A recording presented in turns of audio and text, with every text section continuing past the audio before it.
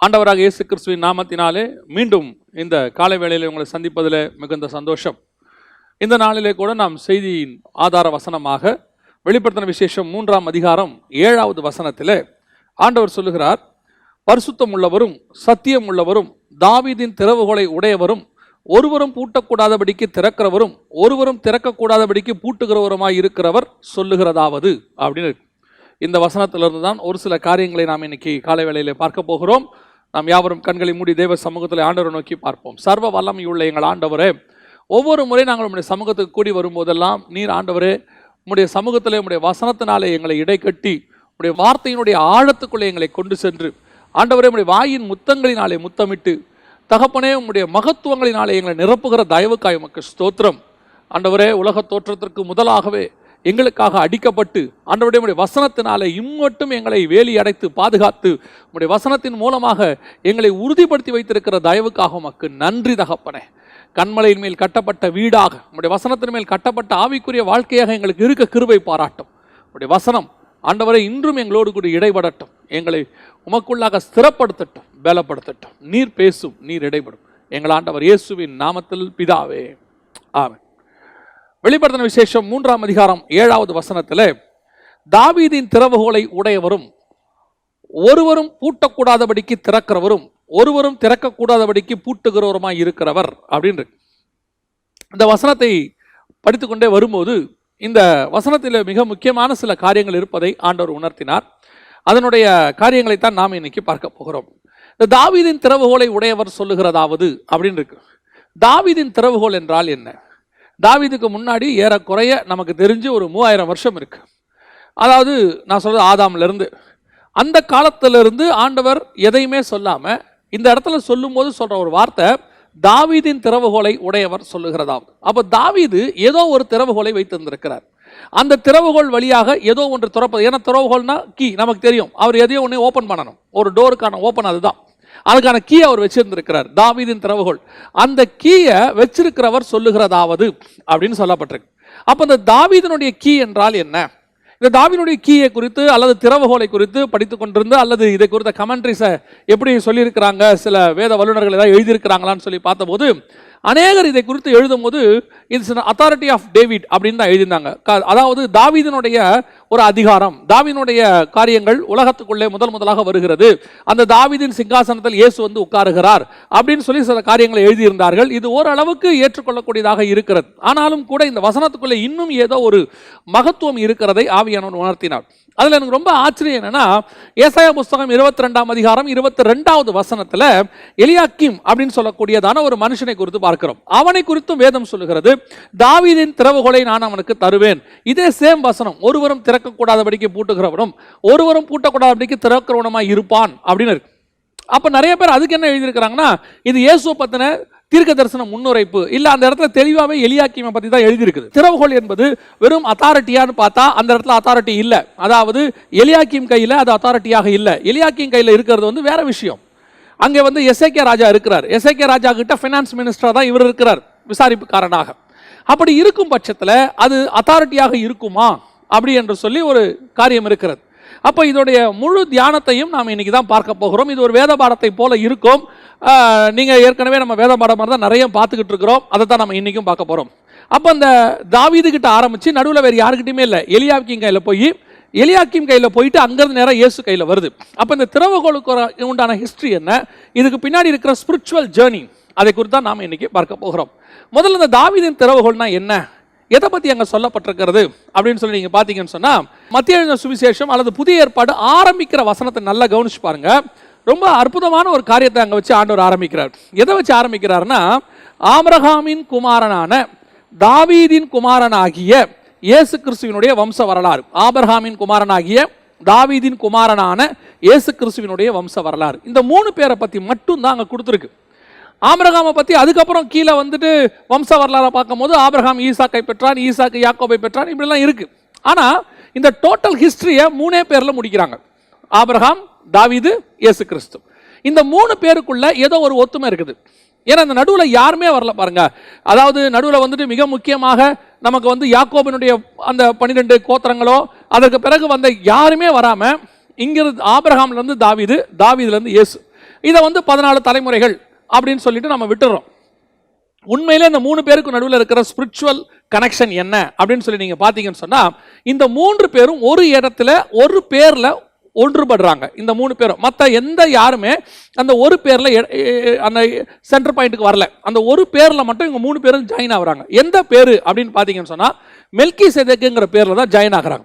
அதாவது மெல்கிசேதேக்கு என்கிற சாலோமின் ராஜா, இவர் வந்து ஆபிரகாமுக்கு என்ன செய்யறாரு? அப்பமும் ரசமும் கொடுக்கிறாரு. அதே மாதிரி சங்கீதத்தில் நம்ம வாசிக்கிறோம், மெல்கிசேதேக்கின் முறைமையின்படி நீ நித்திய ஆசாரியராக இருக்கிறீர்னு தாவீது எழுதுறாரு. அதோட இயேசு கிறிஸ்துவை குறித்து சொல்லும்போது மெல்கிசேதேக்கின் முறைமையின்படி ஆசாரியராக இருக்கிறீர்னு எபிரேயர் புஸ்தகம் சொல்லுது. இந்த 3 பேருமே இந்த ஒரு பேர்ல தான் லிங்க் ஆகுறாங்க. மற்றபடி எல்லாருமே லிங்க் ஆகுறாங்க, ஆனால் இந்த ஒரு பேர்ல தான் இந்த 3 பேரும் லிங்க் ஆகுறாங்க. மற்ற யாருக்கிட்டையுமே இந்த மெல்கிசேதேக்குங்கிற பேரே வரல. அப்ப இந்த மெல்கிசேதேக்கு அப்படின்னா என்ன அப்படின்னு கேட்டீங்கன்னா, எபிரேயர் புஸ்தகத்தில் வாசிக்கிறோம், அவர் ஆரோனின் முறைமையின்படி அவர் ஆசாரியராக இராமல் மெல்கிசேதேக்கின் முறைமையின்படி ஆசாரியராக இருக்கிறார் அப்படின்னு இருக்கு. இந்த மெல்கிசேதேக்கின் முறைமையின்படி ஆசாரியர்னா என்ன? இந்த மெல்கிசேதேக்கின் முறைமைக்கு நிறைய காரியங்கள் இருக்கு. ஆனால் இந்த மெல்கிசேதேக்கின் முறைமைக்கு அங்கே சொல்லப்பட்டிருக்கிற 2 முக்கியமான காரியம். ஒன்று, வம்ச வரலாறு இல்லாதவர் அப்படின்னு சொல்லப்பட்டிருக்கு. 2வது, அவரை குறித்து சொல்லும் போது அவர் ஆசாரியரும் ராஜாவுமாக இருக்கிறார். அதாவது மெல்கிசேதேக்கு என்பதற்கு நீதியின் ராஜா என்றும், சாலேமின் ராஜா என்பதற்கு சமாதானத்தின் ராஜா என்றும் சொல்லப்பட்டிருக்கிறது. இவர் ஆசாரியராகவும் இருக்கிறார், ராஜாவும் இருக்கிறார். இது 2ம் சேர்ந்து இருக்கிறதுக்கு பேர் தான் மெல்கிசேதேக்கின் முறைமை. இப்போ ஆரோனை குறித்து பார்க்கும்போது அது வந்து ஆரோனின் முறைமைனா என்னன்னா, அது ஒன்லி ஆசாரியத்துவம் மட்டும்தான், அதுல ராஜ்யபாரம் வராது. ராஜ்யபாரம் வேறு, மெல்கிசேதேக்கின் முறைமையின் வேறு. இந்த மெல்கிசேதேக்கின் முறைமையின் படிதான் ராஜாவும் ஆசாரியனுமாய் இயேசு கிறிஸ்து வந்து ஆளுகை செய்யணும். அந்த மெல்கிசேதேக்கின் முறைமையின்படி தான் 1000 வருஷ அரசாட்சி நடக்கும். இந்த முறைமையை பூமியில ஸ்டார்ட் பண்ண வேண்டியது யாருன்னு கேட்டீங்கன்னா, தாவீது தான் ஸ்டார்ட் பண்ணணும். மெல்கிசேதேக்கின் முறைமையின்படி ராஜாவும் ஆசாரியனுமாய் யார் இருக்கணும்னா இயேசு கிறிஸ்து இருக்கணும். அந்த இயேசு கிறிஸ்துடைய ராஜ்யபாரத்தை ஸ்டார்ட் பண்ண வேண்டியது யாருன்னா தாவீது தான் ஸ்டார்ட் பண்ணணும். இந்த தாவீதை வச்சு ஸ்டார்ட் பண்றதுக்கு முன்னாடியே இவங்க என்ன கேட்கறாங்க? எங்களுக்கு ராஜா வேணும்னு கேட்கறாங்க. அந்த ராஜா வேணும்னு கேட்கும் போது ஆண்டவர் சொல்றதான ஒரு காரியம், அவர்கள் சாமுவேல்கிட்ட சொல்றாரு, அவர்கள் உன்னை அல்ல என்னை தள்ளினார்கள். இப்போ அவங்களுக்கு சவுல் ராஜாவாக கொடுக்கப்படுகிறார். நல்லா கவனிச்சுக்கொள்ளுங்க, ஆசாரியராக சாமுவேல் இருக்கிறார், சவுல் ராஜாவாக இருக்கிறார். இவங்க 2 பேரும் தனித்தனியா இருக்கிறாங்க. 1 சாமுவேல் புஸ்தகம் 13ஆம் அதிகாரம் 9வது வசனம், அப்பொழுது சவுல் சர்வாங்க தகன பலியையும் சமாதான பலியையும் என்னிடத்தில் கொண்டு வாருங்கள் என்று சொல்லி சர்வாங்க தகன பலியை செலுத்தினான் அப்படின்னு இருக்கு. சர்வாங்க தகன பலியை செலுத்தி முடிக்கிற போது சாமுவேல் வந்துட்டார். இதுக்கு பின்னாடி நிறைய ஆவிக்குரிய அர்த்தம் இருக்கு. ஏன் அவர் சமாதான பலி செலுத்துறதுக்குள்ள சாமுவேல் வந்துட்டாரு, ஏன் சர்வாங்க தகன பலி மாத்திரம் செலுத்தினாருங்கிறதுக்கு நிறைய விஷயங்கள் இருக்கு. அது நம்ம ஏன்னு சொன்னா, சர்வாங்க தகன பலி என்பது சர்வாங்கமா தன்னை பலியாக செலுத்தக்கூடியது. அது ஆசாரியத்துவத்தில் இயேசு கிறிஸ்து தன்னைத்தானே பலியாக சர்வாங்க பகனியை செலுத்தினார். சமாதான பலிங்கிறது அதுக்கப்புறம் அவர் செய்ய போற 1000 வருஷ அரசாட்சி, ராஜரீகம், இது 2ம் சேர்ந்து அந்த இடத்துல வருது. இதை பத்தின விஷயங்கள் நம்ம இப்ப பார்க்க வேண்டாம். இப்போ இயேசு கிறிஸ்து தான் அங்கே வந்து, தாவீதும் இயேசு கிறிஸ்து தான் முன்னோட்டமா இருக்கணும். இப்போ சவுல் வந்து அங்க வந்து பலியை செலுத்திட்டார். செலுத்தின உடனே சாமுவேல் சொல்ற காரியம், மதியீனமாய் செய்தீர். அவர் சொல்ற வார்த்தை 13ஆம் வசனம், சாமுவேல் சவுலை பார்த்து புத்தியீனமாய் செய்தீர் அப்படிங்கிறார். ஏன்? நீர் எப்படி பலி செலுத்தலாம்? நீர் பலி செலுத்தக்கூடாது. சவுல் பலி செலுத்திட்டாரு, அதனால அவருடைய ராஜ்யபாரம் போயிருச்சு. அந்த இடத்துல வசனம் சொல்ற வார்த்தையை பாருங்க, 14வது வசனம், இப்பொழுது உம்முடைய ராஜ்யபாரம் நிலை நிற்காது, கர்த்தர் தம்முடைய இருதயத்துக்கு ஏற்ற ஒரு மனுஷனை தமக்கு தேடி அவனை கர்த்தர் தம்முடைய ஜனங்கள் மேல் தலைவனாய் இருக்க கட்டளையிட்டார், கர்த்தர் உமக்கு விதித்த கட்டளையை நீ கை கொள்ளவில்லையே என்று சொன்னான் அப்படின்னு இருக்கு. ராஜ்யபாரம் போயிருச்சு. இது எப்ப நடந்த சம்பவம் தெரியுங்களா? ரொம்ப ஆச்சரியமா இருக்கும். நீங்க அந்த 1 சாமுவேல் 13ஆம் அதிகாரத்தை நீங்க வாசிச்சு பாருங்க. 1வது வசனத்துல சவுல் ராஜ்யபாரம் பண்ணி 1 வருஷம் ஆயிற்று அப்படின்னு இருக்கு. 1 வருஷத்துல தான் இது நடக்குது.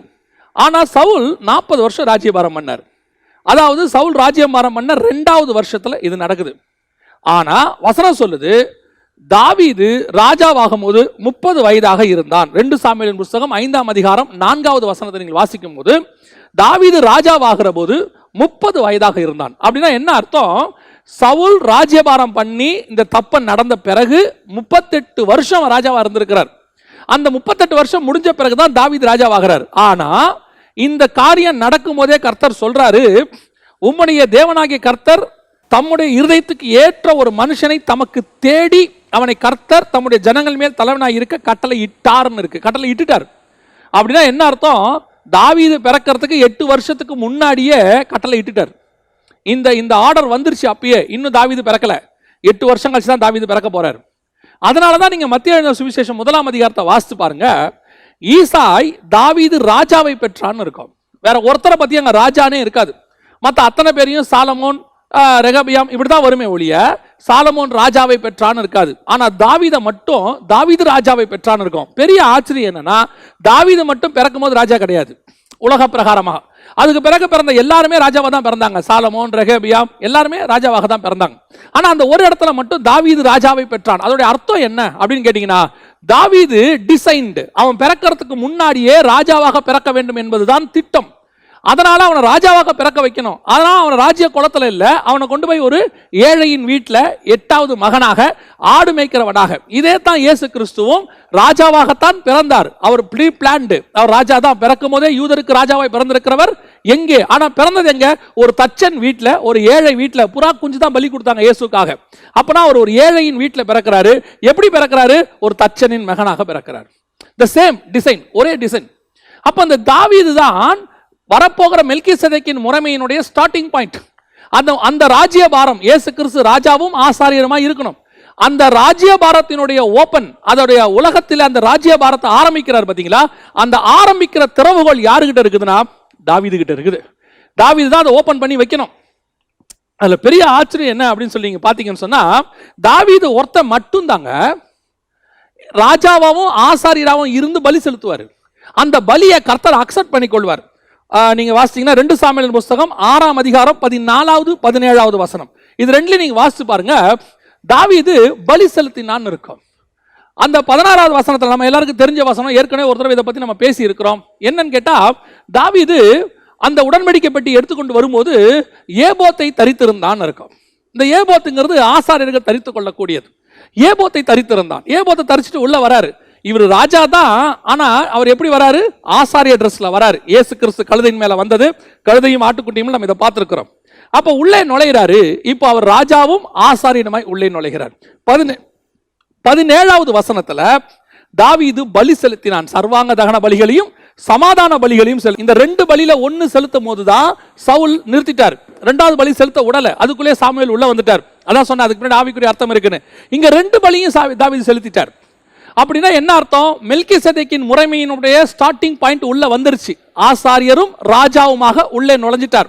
நம்ம ஏன் இந்த மெல்கிசேதேக்கின் முறைமையை பார்த்துக்கிட்டு இருக்கிறோம், ஏன் இந்த திறவுகோல் ரொம்ப இம்பார்ட்டன்ட்ங்கிறத உங்களுக்கு கடைசியில் சொல்றேன். இப்போ தாவீது திறந்த இந்த கோல், இதுதான் திறவுகோல். இப்போ மெல்கிசேதேக்கின் முறைமை உள்ள வந்துருச்சு. இந்த மெல்கிசேதேக்கின் முறைமையின் படிதான் நித்திய ஆசாரியராக இயேசு வரணும். அவர் இங்க ஆசாரியத்துவம் செய்யணும், ராஜாவா இருக்கணும். இப்போ நீங்க பரலோகத்தில் எடுத்துக்கொள்ளுங்களேன். இயேசு கிறிஸ்து எப்படி இருக்கிறாரு? அடிக்கப்பட்ட வண்ணமாய் இருக்கிற ஆட்டுக்குட்டி. அப்படித்தானே இருக்கு வசனத்துல. 5ஆம் அதிகாரம் நீங்க வெளிப்படுத்தின விசேஷத்தை வாசிங்கன்னா, அடிக்கப்பட்ட வண்ணமாய் இருக்கிற ஆட்டுக்குட்டி. அதே நேரத்துல இயேசு கிறிஸ்துவை பத்தி வசனம் சொல்லுது, அந்த ஆட்டுக்குட்டி சிங்காசனத்து மேல் உட்கார்ந்து இருந்தது.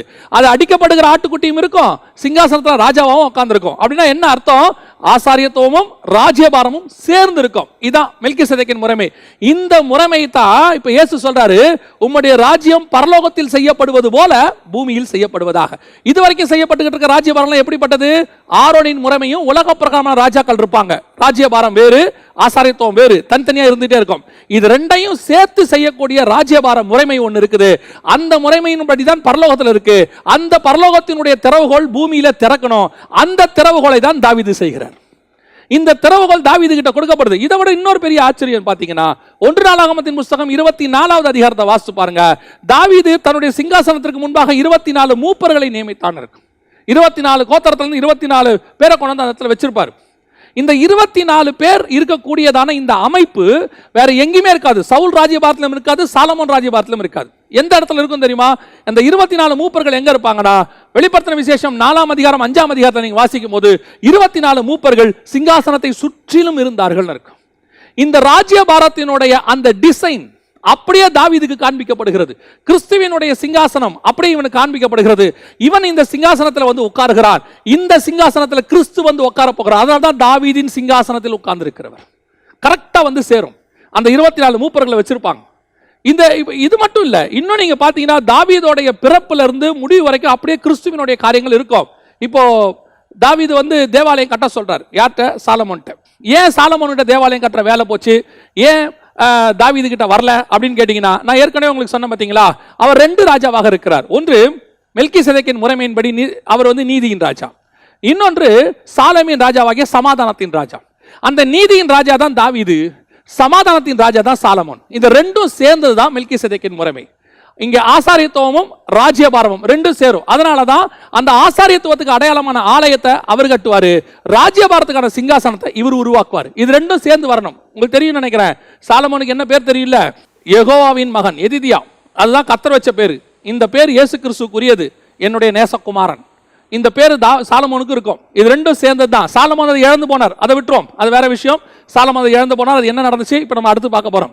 இப்ப அந்த தேவாலயம் கட்டுற பிளான் கூட தாவீது என்ன சொல்வார் சாலமோனை பார்த்து, உனக்கு எனக்கு வந்து பரலோகத்தின் தேவன் இதை எழுதி கொடுத்திருக்கிறாரு, இதன்படி நீ கட்டுவதற்கு எச்சரிக்கையாய் இரும்பர். அப்ப இந்த தேவாலயத்தினுடைய பிளான் கூட தாவீதுக்கு தான் காண்பிக்கப்பட்டது. அப்ப தாவீதனுடைய வரவு பூமிக்குள்ள அவனை கர்த்தர் கொண்டு வந்ததுக்கு பின்னாடி ஒரு மிகப்பெரிய ஹெவன்லி பிளான் இருக்கு. இந்த ஹெவன்லி பிளானுடைய முடிவு தான் நம்ம கிட்ட வருது. எப்படி வருதுன்னு உங்களுக்கு சொல்றேன். அப்போ நம்ம ஒவ்வொருத்தருக்கு பின்னாடியுமே பூமிக்குள்ள கொண்டு வரதுக்கு பின்னாடி ஹெவனுடைய டீப் பிளான் ஒன்று இருக்கு. நான் ஏற்கனவே நிறைய மெசேஜ்ல உங்களுக்கு சொல்லிட்டே இருக்கிறேன், நீங்களும் நானும் ஆக்சிடென்டா பூமிக்குள்ள வரல. உங்களையும் என்னையும் தேவன் உருவாக்குனதுக்கு ஏதோ ஒரு மனுஷன் ஒரு மனுஷியோட ஆசையினால நம்ம பிறக்கல. தாயின் கருவில் நம்ம உருவானது ஏதோ நம்ம பிறந்ததுனால கர்த்தர் நம்மளை ரட்சிக்கல. இந்த பூமிக்குள்ள உங்களையும் என்னையும் பரலோகம் அனுப்பி வச்சிருக்கு. ஒவ்வொருத்தரையும் ரட்சிக்கப்பட்ட ஆண்டவரை ஏற்றுக்கொண்ட ஒவ்வொருத்தரையும் பரலோகம் ஒரு திட்டத்தோடு அனுப்பியிருக்கு. தாவீது ஒரு திட்டத்தோடு கூட உள்ளே வந்தார். மெல்கிசேதேக்கின் முறைமையின்படி ஆரோன் ஒரு திட்டத்தோடு கொண்டு வரப்பட்டார். ஆரோனின் முறைமையின்படி அந்த திட்டத்தோடு கூட கொண்டு வரப்பட்ட நாம அந்த திட்டத்தை புரிஞ்சுக்கிறவங்களா இருக்கணும். தாவீது அந்த திட்டத்தை புரிஞ்சுக்கிட்டதுனாலதான் அவரால் அதை செய்து முடிக்க முடிஞ்சிச்சு. இன்னைக்கு நம்ம அந்த திட்டம் தெரியல, கர்த்தர் கொண்டு வந்திருக்கிற அந்த பிளான் நம்மள அழகா என்ன பண்ணிட்டான் பிசாசு, பத்சேபால காட்டி தாவீது அந்த பிளான்ல இருந்து வெளியே கொண்டு வந்த மாதிரி நம்மளையும் இந்த உலக பிரகாரமான காரியங்களை காட்டி, ஆசைகளை காட்டி, பொருளாசை, பணத்தாசை, மண்ணாசை, இந்த இச்சை, கண்களின் இச்சை, ஜீவனத்தின் பெருமை, மாம்சத்தின் இச்சை, இது எல்லாத்தையும் காட்டி நம்மளை அப்படியே என்ன பண்ணிடுறான், இந்த ஹெவன்லி பிளான்ல இருந்து வெளியே கொண்டு வந்துடுறான். எனக்கு ஹெவன் ஒரு பெரிய டாஸ்க் கொடுத்து இங்க அமைச்சிருக்கு. அந்த டாஸ்கை நான் தெரிஞ்சுக்கணும், ஆண்டவர்கிட்ட அதை நான் கேட்கணும். ஆண்டவரே, நான் என்ன நோக்கத்திற்காக பூமிக்கு கொண்டு வரப்பட்டேன், அந்த டாஸ்கை நான் நிறைவேற்றி முடிக்கும் போது நான் எங்க போயிடுவேன்? பரலோகத்துக்கு போயிடுவேன். இதை சொல்லும் போது எனக்கு ஒரு ஞாபகத்துக்கு வருது. அடிக்கடி நம்ம ஒரு வசனத்தை ரொம்ப கேஷுவலா யூஸ் பண்ணிட்டு இருக்கோம், தெரியுமா உங்களுக்கு? நோவா கிட்ட ஆண்டவர் ஒரு வார்த்தை சொன்னார், மனுஷன் இருக்க போகிறது 120 வருஷம் தானே அப்படின்னாரு. நோவா கிட்ட சொன்ன அந்த 120 வருஷத்தினுடைய முடிவு எங்க வரும் தெரியுமா? கரெக்டா 120 வருஷத்தை யார் முடிப்பான்னு கேட்டீங்கன்னா மோசே முடிப்பாரு. மோசே கிட்ட வந்து சொல்வார், மோசே நியாயப்பிரமாணத்தினுடைய ஆரம்பம். மோசே தான் 120 வருஷம் வாழ்ந்தவர். அதற்கு பிறகு மோசே சொல்ற வார்த்தை என்ன தெரியுமா? 120 சொல்ல மாட்டார். மோசே சொல்ற வார்த்தை என்ன தெரியுமா? 70 பலத்தின் மிகுதியினால் 80. மோசே சொல்லி முடிக்கும் போது 70 பலத்தின் மிகுதியினால் 80. ஆனால் நோவா சொல்லும் போது 120 நியாயப்பிரமாணத்தினுடைய ஸ்டார்டிங். மனசாட்சி பிரமாணம் நோவா கிட்ட சொல்லிட்டு நியாயப்பிரமாணத்தினுடைய ஸ்டார்டிங் வந்து மோசஸ் முடிஞ்சிடும் அந்த 120 நோவா கிட்ட சொன்னது. ஆனா மோசஸ் கிட்ட சொன்னது 70 அல்லது 80. இந்த 70 எங்க வந்து முடியும் தெரியுமா? மெல்கிசேதேக்கின் முறைமையில் இருக்கக்கூடிய தாவீதுல வந்து முடியும். தாவீது 70 வயதுல மரிப்பான். அந்த 70 தாவீது முடிஞ்ச உடனே சாலமோன் ராஜாவாக மாறுவார், சமாதானத்தின் தேவன் வருவார். இவைகளுக்கு பின்னால் காடோடைய மகா பெரிய பிளான் இருக்கு. இப்ப நம்மள ஒவ்வொருத்தரையும் அந்த மாதிரி தான் ஆண்டவர் கொண்டு வந்திருக்கிறார்.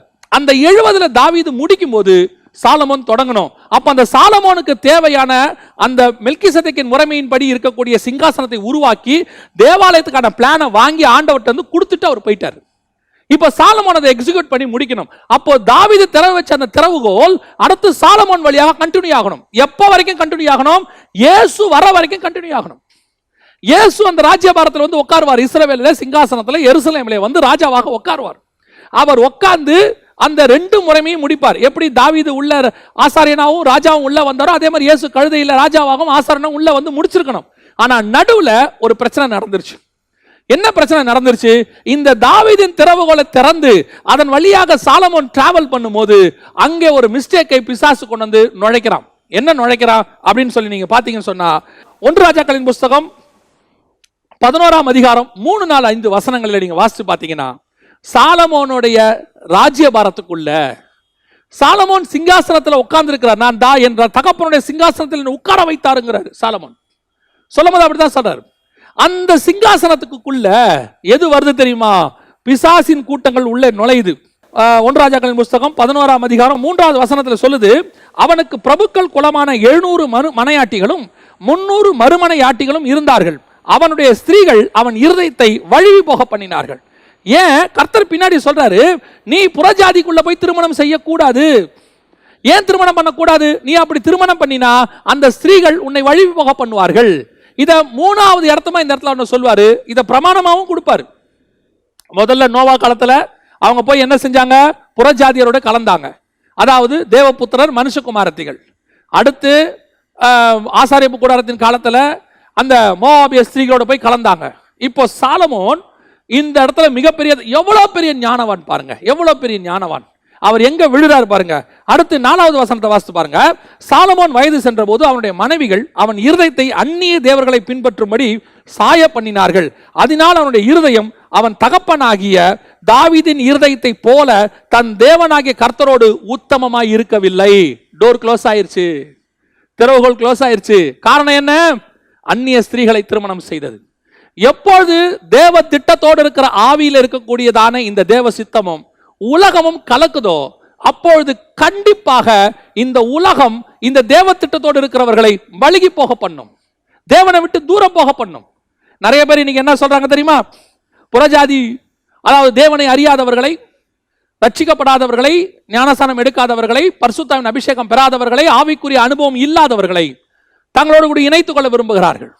அது பிசினஸ் ஆக இருக்கட்டும், அல்லது திருமணமான காரியங்களாக இருக்கட்டும், எதுவானா இருக்கட்டும், வசனம் தெளிவா சொல்லுது, அந்நியரோடு பிணைக்க கூடாது, அவிசுவாசி விசுவாசியோட சேரக்கூடாது. இன்னைக்கு பல காரணங்கள், அது எதுவானாலும் இருக்கட்டும். அவரு நிறைய பணம் வச்சிருக்கிறாரு, அவர் ஸ்லீப்பிங் பார்ட்னரா இருப்பாரு, நான் ஒரு ஒர்க்கிங் பார்ட்னரா இருப்பேன், அவர் பணம் தான் போடுவார், எந்த டிஸ்டர்ப் பண்ண மாட்டார். நான் சொல்றேன், உங்களுக்கு கர்த்தர் கொடுக்கிற அந்த கிருபையை, அதனால் வரக்கூடிய ஆசீர்வாதத்தை அவர்கள் சாப்பிடுவார்கள். ஒரு நாள் எல்லாவற்றையும் உருவி விட்டு உங்களை அனுப்பி விடுவார்கள். It's fact. இது பிசாசோட திட்டம். நம்ம கிட்ட இருந்து வாங்கறதுக்கு பிசாசு யூஸ் பண்ற மெத்தடே அதுதாங்க. அவனுடைய ஆள் ஒருத்தனை உள்ள அனுப்பி விடுவான். அதைத்தான் சொல்றேன்.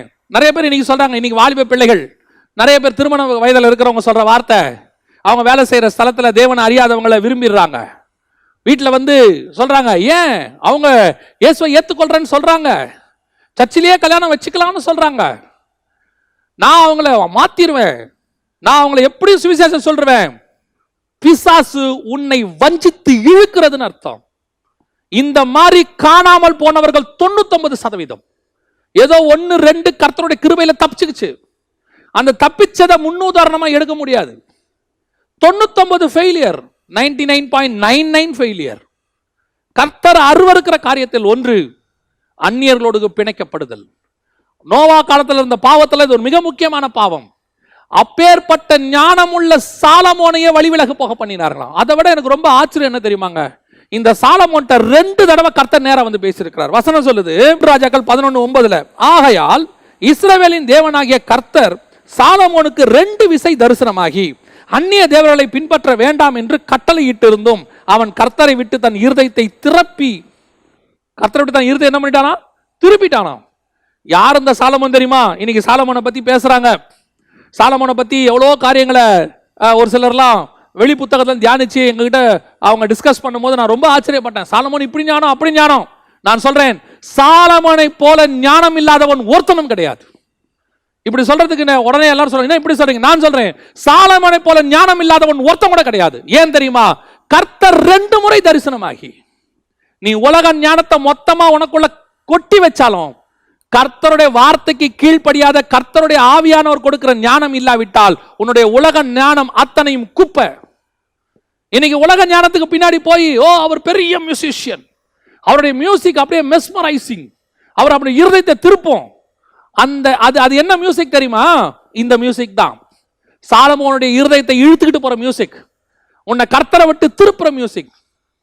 இன்னைக்கு உலக பிரகாரமான சில காரியங்கள்லாம் பார்க்கும்போது அவர் எவ்வளவு ஞானம் உள்ளவராக இருக்கிறார், அவருடைய பெர்ஃபார்மன்ஸ் என்ன, எப்படிப்பட்ட பிசினஸ் மேன், எப்படிப்பட்டதான ஒரு ஆளு, எப்படிப்பட்ட ஒரு விளையாட்டு வீரர், எப்படிப்பட்ட ஒரு மிகப்பெரிய நடிகர், அவருக்கு நல்ல இருதயம். அவர் யார் வேணா இருக்கட்டும், யார் வேணா இருக்கட்டும், தேவனுடைய ஆவியை பெறாத மனுஷன் எப்பேற்பட்ட ஞானம் உள்ளவனா இருக்க முடியாது. சாலமோனே போயிட்டாங்க, இதை விட வேற என்ன வேணும் சொல்லுங்க. ஆனா ஒண்ணு என்ன தெரியுமா, சாலமோனிலும் பெரியவர் நம்மோடு கூட இருக்கிறார். அதுதான் இருக்கிறதுலே ஆசீர்வாதம். நான் எப்பவும் சொல்லுவேன், சாலமோனை போல உலக ஞானம் மொத்தத்தையும் கரைச்சு குடிச்சு இந்த மாதிரி 2 விசை கர்த்தர் பேசி வழி விலகி போறவனை விட உலகத்தை பொறுத்த வரைக்கும் நாம பைத்தியங்களாவே இருந்துட்டு போறோம். ஆனா கர்த்தரை அறிகிற அறிவு இருந்தா போதும், அதுதான் உண்மையிலேயே ஞானம். அவருக்குள் ஞானம் அறிவு என்கிற பொக்கிஷம் அடங்கி இருக்கிறதுன்னு கொலோசியர் புஸ்தகம் சொல்லுது. அந்த ஞானம் தாங்க ரொம்ப முக்கியம். சாலமோன் ரொம்ப கேஷுவலா செஞ்சிட்டாரு. ரொம்ப கேஷுவலா அநேக மறுமனையாட்டிகளை திருமணம் பண்ணி பிசாசோடைய வலையில விழுந்துட்டாரு. அதனுடைய விளைவு என்ன தெரியுமா, அந்த திறவுகோல் மூடிருச்சுங்க, அந்த டோர் க்ளோஸ் ஆயிருச்சு. அழகா மெல்கிசேதேக்கின் முறைமையின் டோரை திறந்து வச்சாரு தாவீது. நீதியின் ராஜா முடிச்சாரு, சமாதானத்தின் ராஜாவா இவன் முடிச்சிருந்தாங்கன்னா அடுத்து இவனுடைய சந்ததிக்குள்ள அப்படியே அடுத்து அடுத்து அடுத்து அடுத்து கிறிஸ்து வர வரைக்கும் இருந்திருப்பாங்க. இங்க விழுந்த விழுச்சி அவ்வளவுதான், முடிஞ்சிச்சு, டோர் க்ளோஸ் ஆயிருச்சு. கர்த்தர் பார்த்துக்கிட்டே இருக்கிறாரு, திருப்பி யாரை கொண்டு திறக்கலாம், திருப்பி யாரை கொண்டு திறக்கலாம் கர்த்தர் பார்த்துக்கிட்டே இருக்கிறாரு. சாலமோனுடைய வீழ்ச்சிக்கு என்ன காரணம், அந்நியரோடு கலவுதல், உலகத்தோடு கூட. எப்பவும் சொல்லுவேன், சபை உலகத்தோடு கூட கலக்க கூடாது. உலகத்துல இருக்கிறவங்க எப்பேற்பட்ட ஞானவானா இருக்கட்டும், உலகத்தில் இருக்கக்கூடியதான படிப்பாளிகள், உலகத்தில் இருக்கக்கூடிய பெரிய அந்தஸ்தில் இருக்கிறவங்க, வேலையில் இருக்கிறவங்க, அரசியல்வாதிகள், யார் வேணாலும் இருக்கட்டும், சபைக்கும் அவர்களுக்கும் எந்த விதமான சம்பந்தம் கிடையாது, கிடையவே கிடையாது, மிக்ஸ் ஆகக்கூடாது. சாலமோன் காணாம போயிட்டான், திறவுகோல் அந்த டோர் மீண்டும் க்ளோஸ் ஆயிடுச்சு. இதுக்கப்புறம் அந்த டோர் எங்க இருந்துச்சு, யார் ஓபன் பண்ணாங்க, எதுவுமே இல்லைங்க. முதல் வீழ்ச்சி உலகத்தோடு கூட ஸ்நேகம், உலக ஸ்நேகம் கர்த்தருக்கான பகை. ஆண்டவர் சொல்றார், ஒன்னு கர்த்தர் தெய்வமானால் கர்த்தர் இடத்துல வாங்கள், பாகால் தெய்வமானால் பாகால் இடத்துல போங்கள். அடுத்து ஏசாயா புஸ்தகம் 22ஆம் அதிகாரம் 22வது வசனத்துல கர்த்தர் இன்னொரு மனுஷனை செலக்ட் பண்றாரு. அந்த மனுஷனுக்கு பேர் தான் எலியாக்கீம். இந்த எலியாக்கீமை ஏன் செலக்ட் பண்ணாரு அப்படிங்கிறதுக்கு பார்க்கறதுக்கு முன்னாடி இந்த ஏசாயா புஸ்தகத்துல பார்க்கும் போது நீங்க கவனிச்சீங்கன்னா, இவனையுமே இன்னொருத்தனுக்கு பதிலா தான் செலக்ட் பண்ணியிருக்கிறாரு. இந்த எலியாக்கீம் முன்னாடி இன்னொருத்தனை செலக்ட் பண்ணியிருக்கிறார் ஆண்டவர். யாரை செலக்ட் பண்ணாரு, வசனம் சொல்லுது 19:20, ஏசாயா புஸ்தகம் 22ஆம் அதிகாரம் 19:20. உன்னை உன் நிலையை விட்டு துரத்தி விடுவேன், உன் ஸ்தானத்திலிருந்து நீ பிடுங்கி போடப்படுவாய். அந்நாளிலே இல்கியாவின் குமாரனாகிய எலியாக்கீம் என்னும் என் ஊழியக்காரனை நான் அழைத்து உன் வஸ்திரத்தை அவனுக்கு தரித்து உன் கச்சையால் அவனை இடைக்கட்டி உன் அதிகாரத்தை அவன் கையிலே கொடுப்பேன். அவன் எருசலேமின் குடிகளுக்கும் யூதாவின் வம்சத்துக்கும் தகப்பனாயிருப்பான். தாவீதின் வீட்டின் திறவுகோலை அவன் தோளின் மேல் வைப்பேன். ஒருவரும் பூட்டக்கூடாதபடிக்கு அவன் திறப்பான், ஒருவரும் திறக்கக்கூடாதபடிக்கு அவன் பூட்டுவான். யாரை பத்தி சொல்றாரு, எலியாக்கீம் பத்தி சொல்றாரு. இந்த எலியாக்கீம் யாருங்க, எலியாக்கீம் யாருன்னு பார்த்தா இவனும் அந்த மெல்கிசேதேக்கின் முறைமைக்குள்ள வரான். அதான் ரொம்ப முக்கியம். எலியாக்கீமுடைய தாத்தா யாருன்னு சொன்னா உங்களுக்கு தெரியும், யார் தெரியுமா, பிரதான ஆசாரியனாகிய அசரியா. அவர்தான் எலியாக்கீமுடைய தாத்தா. இந்த அசரியாவுடைய பையன் பேர் தான் இல்கியா. இவருடைய பையன் தான் யாருன்னு கேட்டீங்கன்னு சொன்னா எலியாக்கீம். இந்த வம்சம் அப்படியே வருது. ஆரோனின் புத்தர் தான் கோகாத்தின் புத்திரர்கள். இந்த கோகாத்தின் புத்திரர்கள் வம்சத்துல தான் யார் வர்றது, அசரியா வராரு. அசரியாவுடைய பேர பையன் தான் இந்த எலியாக்கீம், அதாவது பிரதான ஆசாரியர் லிஸ்ட்ல இருக்கிறார். ஆனா இந்த எலியாக்கீம் யாரா இருக்கிறாரு அப்படின்னு பாத்தீங்கன்னு சொன்னா, இவர் அதுக்கு முன்னாடி பினான்ஸ் மினிஸ்டரா இருக்கிறார். யாருக்கிட்ட பினான்ஸ் மினிஸ்டரா இருக்கிறாரு, எஸ்யாக்கே கிட்ட பினான்சியல் மினிஸ்டரா இருக்கிறார். உங்களுக்கு இன்னும் தெளிவா சொல்லணும்னா, சனகரிப்பு தேசத்தை பிடிக்க வராரு இல்லைங்களா, சனகரிப் தேசத்தை பிடிக்க வரும்போது சனகரிப்பு அவருடைய தளபதி கிட்ட ரப்சாக்கே அவங்ககிட்ட பேசுறதுக்கு ஒரு 3 பேர் போவாங்க. அந்த 3 பேர்ல ஒருத்தர் செபனா, இன்னொருத்தர் எலியாக்கீம். அந்த 3 பேர்ல ஒரு ஆள் தான் இந்த எலியாக்கீம் போனாங்க. இந்த எலியாக்கீமை பார்த்து தான் கர்த்தர் இந்த வார்த்தையை சொல்றார்.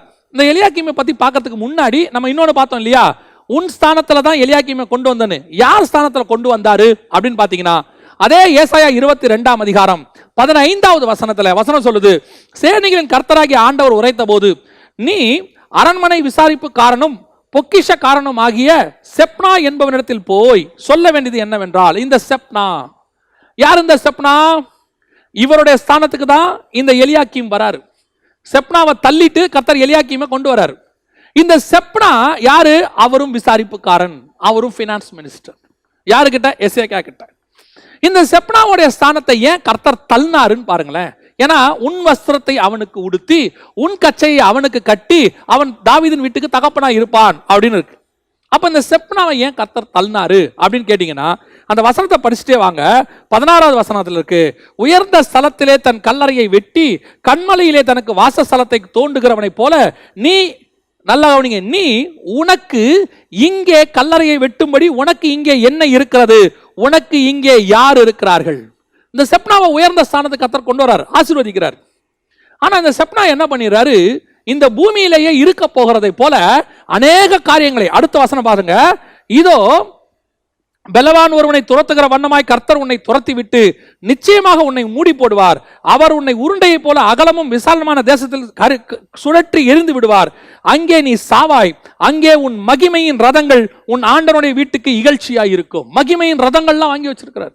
இங்கேயே இந்த உலகத்தை அவர் நேசிச்சு இந்த உலகத்துக்குள்ள எல்லாம் ஏன் பண்ணி பெரிய மேட்ல உயரமான கல்லறையை வாங்கி வெட்டி வச்சிருக்கிறாராம். எதுக்கு வெட்டி வச்சிருக்கிறாராம் தெரியுமா?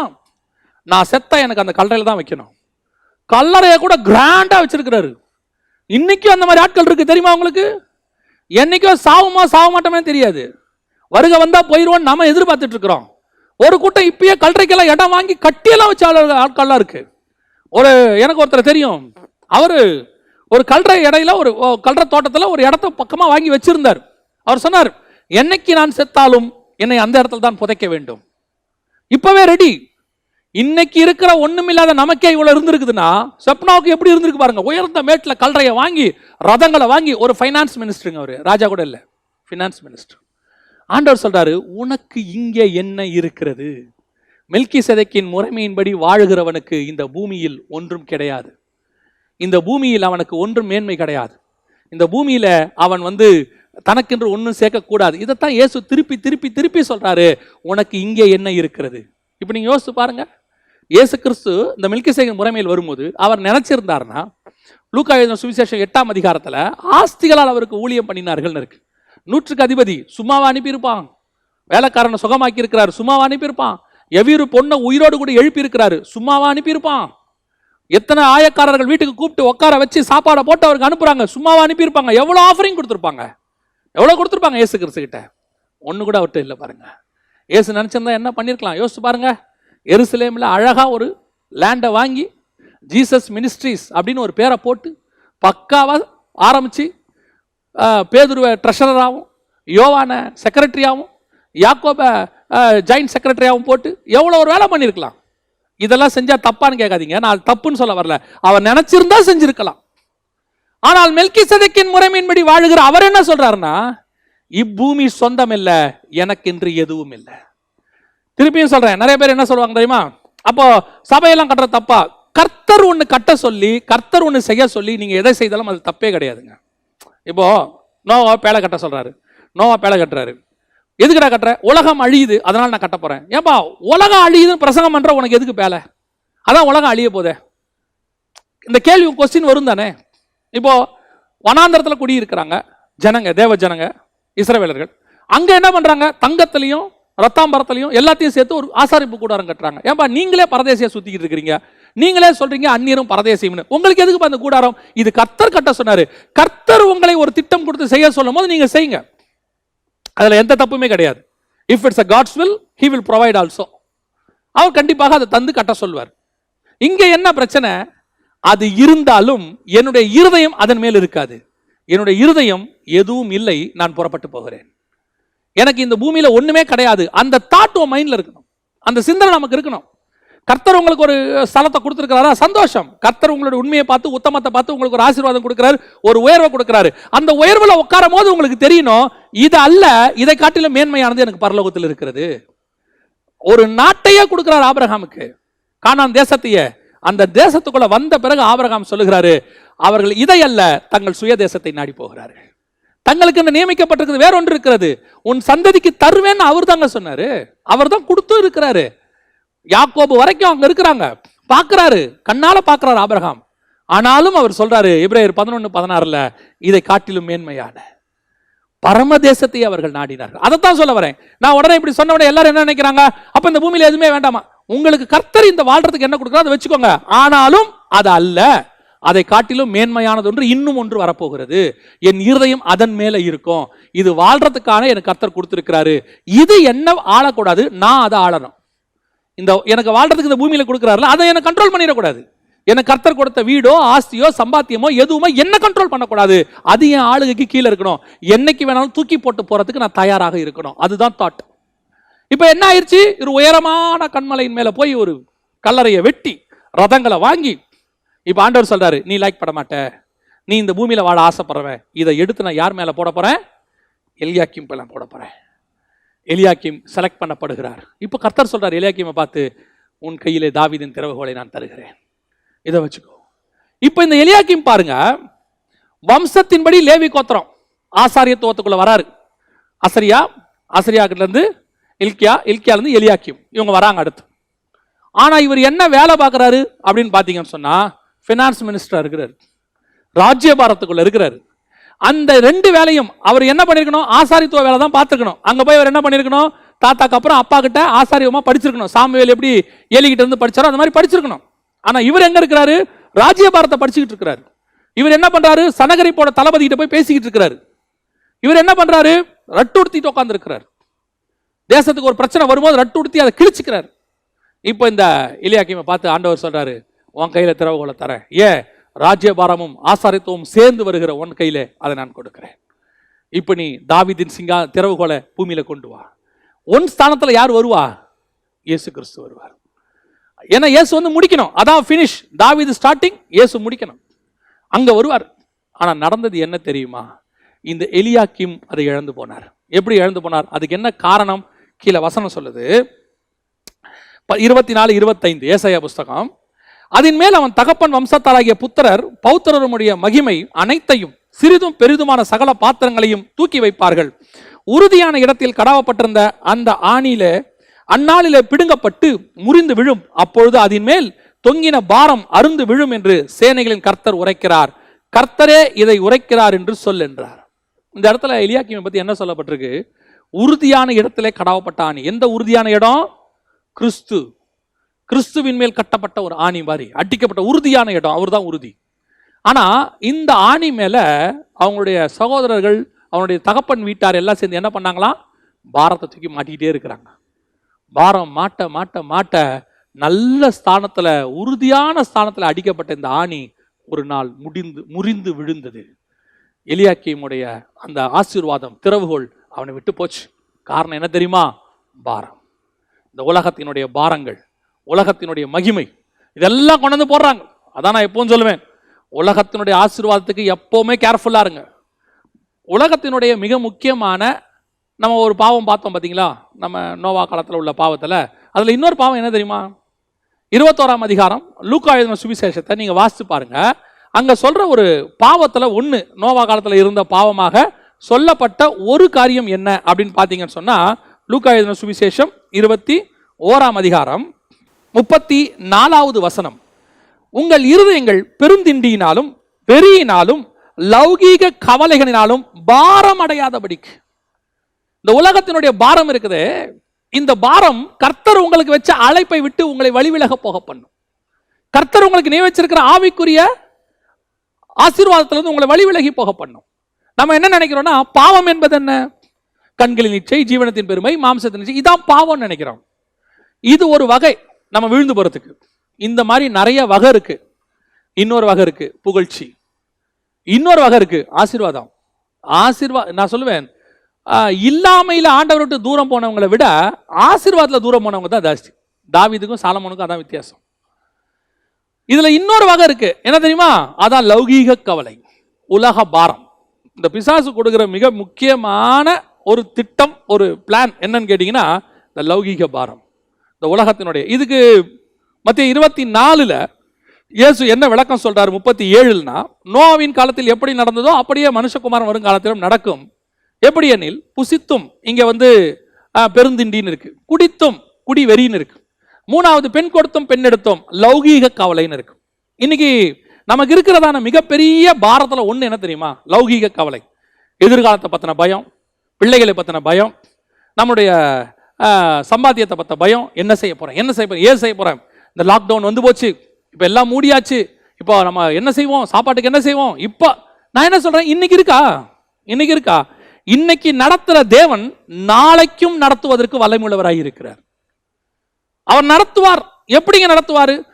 எனக்கு நடத்துவாருங்கிறதுக்கு உறுதிதான் இந்த வேதம். ஏன்னா 40 வருஷம் ஒரு மன்னாவை 6 லட்சம் புருஷர்களுக்கு, இன்னும் மனைவிகள் எத்தனை பேர், பிள்ளைகள் எத்தனை பேர் இல்லை, கணக்குப்படி பார்த்தா நம்ம ஊர் கணக்குக்கு ஒரு புருஷனுக்கு ஒரு மனைவினாலும் அதுவே 13 லட்சம் ஆச்சு. ஒரு வீட்டுக்கு 2 குழந்தைனாலும் அது ஒரு 13 லட்சம். ஏறக்குறைய 25 லட்சம் பேருக்கு மேல இருந்திருக்கிறாங்க வனாந்தரத்தில். 25 லட்சம் பேருக்கும் 40 நாளைக்கு தேவையான சாப்பாடு, 40 வருஷத்துக்கு தேவையான சாப்பாடு போஷிச்சுக்கிட்டே இருக்கிறார். 25 லட்சம் பேருக்கும் தண்ணி, இவ்வளவு பேருக்கு தண்ணி, இவ்வளவு பேருக்கு சாப்பாடு, இவ்வளத்தையும் ஆண்டவர் திருப்தியா கொடுத்திருக்காரு. No fasting. ஓய்வு நாள் அன்னைக்கு கூட ஃபாஸ்டிங் இருக்க சொல்லல, தேவையா இருந்தா முந்தின நாள் எடுத்துக்கோட்டார். 6ஆம் நாள்லயே நீ எல்லாம் எடுத்துக்கோப்பா, ஓய்வு நாள்லயும் உட்காந்து நல்லா சாப்பிடுங்கிறாரு. இவ்வளவு கொடுக்க ஒரு தேவனால முடியுமானால் ஏன் அந்த தேவன் நமக்கு தர மாட்டாருன்னு நினைக்கிறீங்க? ஒரே குடும்பம் 4 பேர் 5 பேர் இருக்கிறோம், எவ்வளவு சாப்பிட போறோம்? அவங்க சாப்பிட்ட மாதிரியா சாப்பிட போறோம்? கர்த்தர் நமக்கு ஒவ்வொரு நாளும் காக்காவை அனுப்பி கொண்டே இருக்கிறார். அந்த காக்கா அப்பமும் இறைச்சியும் கொண்டு வருது. இந்த லாக்டவுன்ல நீங்க எல்லாம் சிக்கன் மட்டனே சாப்பிடலையா? லாக்டவுன்ல நாம எல்லாம் பட்டினி கிடக்கிறோமா? நான் சொல்லுவேன், உண்மையாய் தேவனை தேடுகிற பிள்ளைகளை ஒரு நாளும் கர்த்தர் கைவிட்டதே கிடையாது. கர்த்தர் ஆசீர்வதிப்பார். உங்களுக்கு என்ன பாரம் தெரியுமா? நாளைக்கு, நாளைய தினத்தை குறித்து கவலைப்படாதிருங்கள். கொஞ்சம் பேர் என்ன சொல்றாங்க, நாளைய தினத்தை பத்தி கவலைப்படாதன்னா அப்ப பிள்ளைகளுக்கு வந்து, நான் வீட்டில் ஒருத்தர் என்ன கேட்டாங்க, நாளைய தினத்தை குறித்து கவலைப்படாதன்றீங்களே, அப்ப நீங்க இன்னைக்கு நாளைக்கு தோசை வேணும்னா இன்னைக்கு மாவாட்ட மாட்டீங்களா? நான் என்ன சொல்றேன், அரிசி இருந்தா ஆட்டுங்க, இல்லைன்னா ஆட்டாம விட்டுருங்கன்ற. ஐயோ அரிசி இல்லையே, நான் மாவாட்டவில்லையே, நான் மாவுக்கு என்ன செய்வேன், அது வேணாங்கிறேன். ஏன்? நீ அரிசி இருந்தா மாவு ஆட்டுங்க, இல்லைன்னா ஆண்டவர் தோசையே கொடுத்து ஆள் அனுப்புவாருங்கிற. செய்வார். ஏன்னா எலியாவுக்கு ரா மெட்டீரியலை கொடுத்துட்டு சமைச்சுக்கோ எலியான்னு சொல்லல ஆண்டவர். ஆண்டவர் எலியா கிட்ட கொண்டு மார்னிங்லேயே உனக்கு ஃப்ரெஷ் மட்டன் கொடுத்துட்றேன்பா, நீ இந்த சுள்ளி எல்லாம் பொறுக்கி சூடாக்கி சுட்டு சாப்பிடுன்னு சொல்ல. நல்ல சமைச்ச மட்டனும் நல்ல அப்பமும் வந்துச்சு. தூதன் கொண்டு வந்து சாப்பாடு கொடுக்கும்போது என்ன சொல்லிருக்கான், எலியா ஏந்திரு, இந்த பிசைஞ்ச மாவு இருக்கு பாரு, தட்டி கிட்டி போட்டு இங்க சூடு பண்ணி சாப்பிட. இல்ல, தழலில் சுடப்பட்ட அடை, ப்ரிப்பேர்ட் ஃபுட். இதுதாங்க நம்முடைய ஆண்டவர், இதான் நம்ம ஆண்டவர். நாளைக்கு நடக்க போறதுக்கு இன்னைக்கு நாம ப்ரிப்பேர் பண்ணுவோம். அவர் உலக தோற்றத்துக்கு முன்பதாகவே ப்ரிப்பேர் பண்ணிட்டார். Already prepare everything. பாரம், இன்னைக்கு பாரம், எத்தனையோ உறுதியான ஆணிகளை இந்த பாரம் முறித்து போட்டிருக்கு தெரியுமா? எத்தனையோ விசுவாச வாழ்க்கை வாழ்ந்தவங்க எல்லாம் பயம், 2 பிள்ளை 3 பிள்ளை, இவங்க எதிர்காலத்துக்கு என்ன பண்ணுவேன், அந்த பிள்ளைகளோட எதிர்காலத்துக்கு அதை சேர்க்கணும் இதை சேர்க்கணும். அதனாலேயே தங்கள் ஊழியங்களை இழந்தவர்கள் எத்தனையோ பேர். பிள்ளைகளுடைய எதிர்காலத்தை நினைச்சு அவங்களுக்கு ஏதாவது செய்யணுமே ஆசைப்பட்டு தங்களுடைய விசுவாச வாழ்க்கையை இழந்து, நல்ல பேரை இழந்து, தங்களுக்கு உண்டான எல்லாவற்றையும் இழந்து இன்னைக்கு மூளையில உட்கார்ந்து இருக்கிறவங்க எத்தனையோ பேர். நல்லா தெரிஞ்சுக்கொள்ளுங்க, இந்த ஆணி பாரம் இல்லாததாக இருக்க வேண்டும். அதான் ஆண்டவர் சொல்றாரு, பவுல் சொல்றாரு, பாரமான யாவற்றையும் உதறி தள்ளிவிட்டு, நெருங்கி வருகிற பாவங்கள் எல்லாத்தையும் தள்ளிவிடு, எல்லா பாரத்தையும் தள்ளுங்க. எதை பத்தியுமே கவலைப்படாதுங்க, ஒன்றை குறித்து கவலைப்படாதுங்க. அது எப்படிங்க இருக்க முடியும்? முடியும் முடியும். என் வாழ்க்கையிலிருந்து நான் உங்களுக்கு சாட்சியா சொல்றேன், என் வாழ்க்கையிலிருந்து சாட்சியா சொல்றேன். என்னுடைய பிள்ளை சிறு பிள்ளையா இருக்கும் போது ஒரு மனிதர் என்னிடத்துல விதமாய் சொன்னார், நீ பெண் பிள்ளையை வச்சிருக்க, ரொம்ப கேர்ஃபுல்லா இருக்கணும், இப்பவே உங்க ஊழியத்தில் வரதுல ஒரு பங்கை எடுத்து வச்சிரு, நீ அந்த நாளைக்கு அந்த பிள்ளைக்கு ஒரு நல்ல காரியம் நடக்கும் போது அது யூஸ்ஃபுல்லா இருக்கும் அப்படின்னு சொன்னார். அப்ப என் கூட இருந்த ஒரு சிலரும் அவருக்கு ஆமோதிக்கிறது போல, அவர் சொல்றது சரிதாங்க, அவர் அனுபவத்திலிருந்து சொல்றாரு, அதனால நீங்க என்ன செய்யுங்க, ஒரு பார்ட் எடுத்து வைங்க அப்படின்னா. எனக்கு ஆவியானவர் அவங்க கிட்ட ஒரு கேள்வி தான் கேட்க சொன்னார். நான் ஒரே ஒரு கேள்வி கேட்டேன், எடுத்து வைங்க சேர்த்து வைங்க அப்படின்னு புதிய ஏற்பாட்டில் இயேசு சொன்னதாக ஒரே ஒரு வசனம் காட்டுங்க, நான் இன்னிலிருந்து சேர்க்க தொடங்கிடுறேன். ஆனா சேர்த்து வைக்காதீங்கன்னு சொல்றதுக்கு நான் உங்களுக்கு 2 வசனம் கொடுக்குறேன் அப்படின்னு சொன்னேன். உடனே அவங்க, அதெல்லாம் சரிதான் பிரதர், நாளைக்கு ஒரு கஷ்டம் வரும்போது நீங்க இதை நினைச்சு பார்ப்பீங்க. நான் சொல்றேன், இன்னைக்கும் அதுக்கப்புறம் அவங்க சொல்லி 15 வருஷம் ஆயிடுச்சு. அன்னைக்கு என் தேவை வேறு, இன்னைக்கு என் தேவை வேறு. அன்னைக்கு ஊழியத்தை விட இன்னைக்கு ஊழியத்தை ஆண்டவர் எக்ஸ்பேண்ட் பண்ணி இருக்கிறார். அன்னையை விட இன்னைக்கு எக்ஸ்பெண்டிச்சர் ஜாஸ்தி, விலைவாசி ஏறி இருக்கு, எல்லாம் இருக்கு. ஆனா ஒரு உண்மை தெரியுமா? அன்னைக்கு இருந்த தேவன் இன்னைக்கும் இருக்கிறார். அவர் நேற்றும் இன்றும் என்றும் மாறாதவராய் இருக்கிறார். அன்னைக்கு நடத்துற தேவன் இன்னைக்கு நடத்துறாரு. அன்னைக்கு ஸ்கூல் ஃபீஸ் கட்ட வச்சாரு, இன்னைக்கு காலேஜ் ஃபீஸ் கட்ட வைக்கிறாரு. அவ்வளவுதான் டிஃபரன்ஸ். அது ஸ்கூல் ஃபீஸா இருக்கட்டும், காலேஜ் ஃபீஸா இருக்கட்டும், கட்டுறது கர்த்தர், அழைத்தவர் உண்மை உள்ளவர். நாளைக்கு இதை விட பெரிய தேவை வந்தாலும் கொடுப்பதற்கு அவர் வல்லமை உள்ளவராய் இருக்கிறார். எனக்கு எப்பவுமே ஆண்டவர் சொல்லி கொடுத்தது ஒண்ணுதான், என்ன தெரியுமா? இந்த பூமியில உண்டாக்குன எல்லா பொருளையும் கர்த்தர் மனுஷனுக்கு இலவசமாய் கொடுத்தார். கர்த்தர் ஆதாம் கிட்ட கொடுக்கும்போது இலவசமா தான் கொடுத்தார். இந்த பூமியில இருக்கிற சாப்பாட்டுல இருந்து, மரம் செடி கொடியில இருந்து, இதுல இருந்து தயாரிக்கிற பொருள் எல்லாமே ஃப்ரீ. இதுக்கு விலைன்னு வச்சது பிசாசு. ஏன்னா அவன் தான் விலை வைப்பான். ஏன்னா அவன் கண்ட்ரோலுக்கு போயிருச்சு. ஆதாம் கொடுத்துட்டார், இப்ப அதுக்கு அவன் விலை வச்சுட்டான். ஆத்துமாக்களுக்கே விலை வச்சுட்டான். அதனாலதான் இயேசு தன் ரத்தத்தை கொடுத்து அதை மீட்க வேண்டி இருந்தது. விலை வச்சுட்டான். விலை வச்சது பிசாசு. இப்ப ஆண்டவர் என்ன பண்ணுவார் தெரியுமா? ஆதாம் மூலமா இழந்து போன அந்த ஆத்மாவை, இழந்து போனதை ரட்சிக்கும்படி மனுஷகுமாரன் வந்தார். அதுக்கு என்னப்பா விலை? உங்க ஜீவன் தான் விலை. ரைட், என் ஜீவனை கொடுத்து அதை மீட்கிறேன். இப்ப யோசிச்சு பாருங்க, அந்த ஆத்மாவை தன் ஜீவனை கொடுத்து மீட்பதற்கு அவர் வல்லமையுள்ளவராய் இருந்தார். அதை விட குறைவான எல்லா பொருளுக்கும் விலை உண்டு. அதை வாங்குவதற்கு கர்த்தர் நமக்கு தேவையானதை கொடுப்பார். இழந்து போன ஆத்மாவை மீட்கிறதுக்கே விலை கொடுத்துட்டாருன்னா, ஒண்ணுமில்லாத அழிந்து போகிற இந்த பொருட்களை வாங்கறதுக்கு கர்த்தர் விலை கொடுக்க மாட்டாரா? அதான் சொல்றேன், ஆண்டவரை பொறுத்த வரைக்கும் அது பொருள், உலகத்தை பொறுத்த வரைக்கும் அது விலை. இப்ப நாம ஆண்டவர் பார்க்கிற பார்வையில பார்க்கணும், எனக்கு அந்த பொருள் தான் தேவை. அது என்ன விலை, அதை பத்தி எனக்கு கவலை கிடையாது. என் தகப்பன் எனக்கு அதை வாங்கி கொடுப்பார். அது எனக்கு தேவைன்னா என் தகப்பன் எனக்கு வாங்கி கொடுப்பார். அதை நீங்க 5 ரூபான்னு வச்சுக்கோங்க, 50,000 வச்சுக்கோங்க, 5 லட்சம்னு வச்சுக்கோங்க, டோன்ட் பாதர். நமக்கு அது தேவையா? நீங்க அதோட விலையை பார்த்து பிரமிக்காதீங்க. உடனே நம்ம அப்படி வாங்க, அது நமக்கு தேவை, அவ்வளவுதான். ஊழியத்துக்கு தேவையா? ஆவிக்குரிய வாழ்க்கைக்கு தேவையா? குடும்பத்துக்கு தேவையா? கர்த்தர்கிட்ட கேளுங்க, ஆண்டவரே இது தேவைப்படுது, உமக்கு சித்தமான கொடுங்கன்னு. அது உங்க வீட்டு வாசல்ல வந்து நிற்கும். எதிர்பாராத விதமா நிற்கும். இல்ல அதை வாங்கறதுக்கான மொத்த விலையும் கர்த்தர் கொடுத்து வாங்க வைப்பார் நம்மள. நான் தான் சொல்ல வரேன், பாரம் அடையாதீங்க, லௌகிக கவலையில போட்டு நெருக்காதீங்க. இந்த பாரம் தான் உங்களை எப்படி ஆக்குது தெரியுமா? டிப்ரெஷன். ஐயோ, ஒருத்தர் என்கிட்ட சொன்னாரு, என் பிள்ளைக்கு 100 சவரன் போட்டு கல்யாணம் பண்ணி கொடுக்கணும். அப்படியா அப்படின்னு கேட்டேன். ஆமா, நான் அதுக்கு இருந்தே இப்பயே சேர்க்க ஆரம்பிச்சிருக்கிறேன், ஒரு சீட்டு போட்டிருக்கிறேன், மாசம் மாசம் இவ்வளவு கட்டுறேன், ஒரு வருஷம் முடியும் போது இவ்வளவு வரும் அப்படின்னு. நான் கேட்டுக்கிட்டே இருந்துட்டு, உங்க பிள்ளை இப்ப என்ன படிக்குதுன்னு கேட்டேன். இப்பதான் எல்கேஜி சேர்த்திருக்கிறேன்னு சொன்னார். எனக்கு ஆச்சரியமா போச்சு. அந்த பிள்ளைக்கு கல்யாணம் ஆகிற வரைக்கும் அந்த ஆள் சமாதானமா வாழவே மாட்டார். எனக்கு தெரிஞ்சு அந்த கல்யாணம் வரத்துக்குள்ள, அதான் இன்னும் 20 வருஷம் இருக்கு, கல்யாணம் வரத்துக்குள்ள அவர் பிபி சுகர் மொத்தம் வந்துடும் அவருக்கு. ஏன்னா இப்பவே அவர் என்ன பண்றாரு, அந்த ரேஞ்சில் தான் போயிட்டு இருக்கிறாரு. அதுதான் நான் சொல்ல வரேன், பாரமே அடையாதீங்க. இன்னைக்கு உங்களுக்கு குழந்தைய என்னைக்கு முதல்ல உன் தாயினுடைய கருவில, உன் மனைவியின் கருவில கொடுத்த ஆண்டவர் குழந்தை உண்டாயிருக்குன்னு சொன்னாரோ, அந்த நிமிஷமே அந்த பிள்ளையோட முடிவு காலம் வரைக்கும் ஆண்டவர் ரெடி பண்ணிட்டார். அதை பத்தி கவலையே பட வேண்டாம். நம்ம பாட்டு நம்ம வேலையை செஞ்சுட்டே இருக்கணும். இந்த எலியாக்கீமுடைய விஷயம் என்ன தெரியுமா?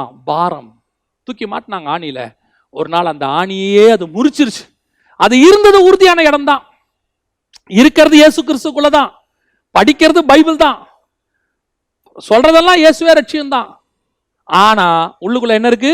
பெரிய பாரம் இருக்கு. ஆணி மேல தொங்கிக்கிட்டு இருக்கு, உள்ள எல்லாம் பாரத்தை பிடிச்சி தொங்கிட்டு இருக்கு.